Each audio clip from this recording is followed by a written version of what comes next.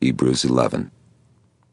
Faith makes us sure of what we hope for and gives us proof of what we cannot see.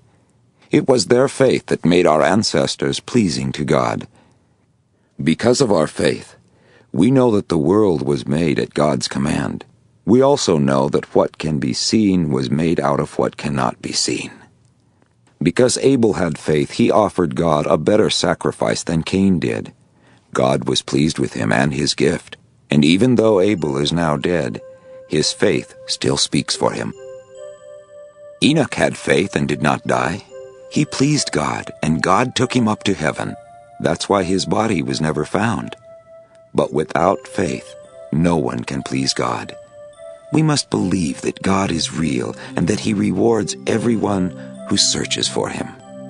Because Noah had faith, he was warned about something that had not yet happened.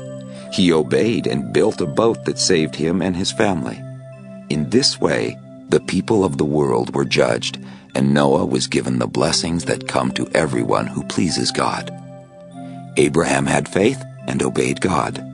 He was told to go to the land that God had said would be his, and he left for a country he had never seen. Because Abraham had faith, he lived as a stranger in the promised land. He lived there in a tent, and so did Isaac and Jacob, who were later given the same promise. Abraham did this because he was waiting for the eternal city that God had planned and built. Even when Sarah was too old to have children, she had faith that God would do what he had promised, and she had a son.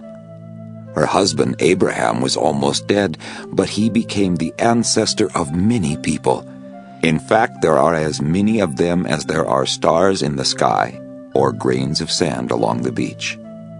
Every one of those people died, but they still had faith, even though they had not received what they had been promised. They were glad just to see these things from far away, and they agreed that they were only strangers and foreigners on this earth. When people talk this way, it is clear that they are looking for a place to call their own. If they had been talking about the land where they had once lived, they could have gone back at any time. But they were looking forward to a better home in heaven. That's why God was not ashamed for them to call him their God. He even built a city for them. Abraham had been promised that Isaac, his only son, would continue his family. But when Abraham was tested, he had faith and was willing to sacrifice Isaac because he was sure that God could raise people to life. This was just like getting Isaac back from death. Isaac had faith, and he promised blessings to Jacob and Esau. Later, when Jacob was about to die, he leaned on his walking stick and worshipped. Then, because of his faith, he blessed each of Joseph's sons. And right before Joseph died, he had faith that God would lead the people of Israel out of Egypt, so he told them to take his bones with them. Because Moses' parents had faith, they kept him hidden until he was 3 months old. They saw that he was a beautiful child, and they were not afraid to disobey the king's orders. Then after Moses grew up, his faith made him refuse to be called Pharaoh's grandson.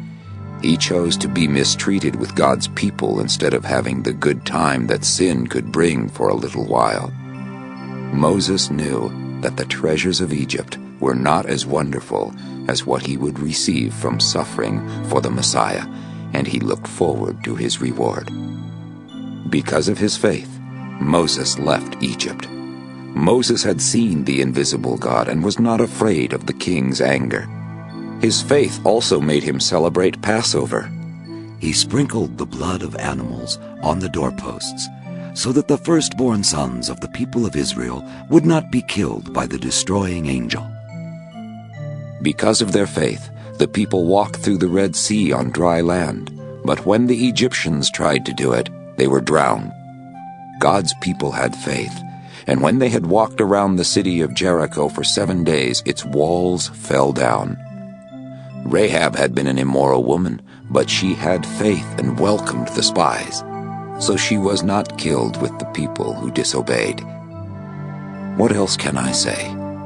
There is not enough time to tell about Gideon, Barak, Samson, Jephthah, David, Samuel, and the prophets. Their faith helped them conquer kingdoms, and because they did right, God made promises to them. They closed the jaws of lions and put out raging fires and escaped from the swords of their enemies. Although they were weak, they were given the strength and power to chase foreign armies away. Some women received their loved ones back from death. Many of these people were tortured, but they refused to be released. They were sure that they would get a better reward when the dead are raised to life. Others were made fun of and beaten with whips, and some were chained in jail. Still others were stoned to death or sawed in two or killed with swords. Some had nothing but sheepskins or goatskins to wear. They were poor, mistreated, and tortured.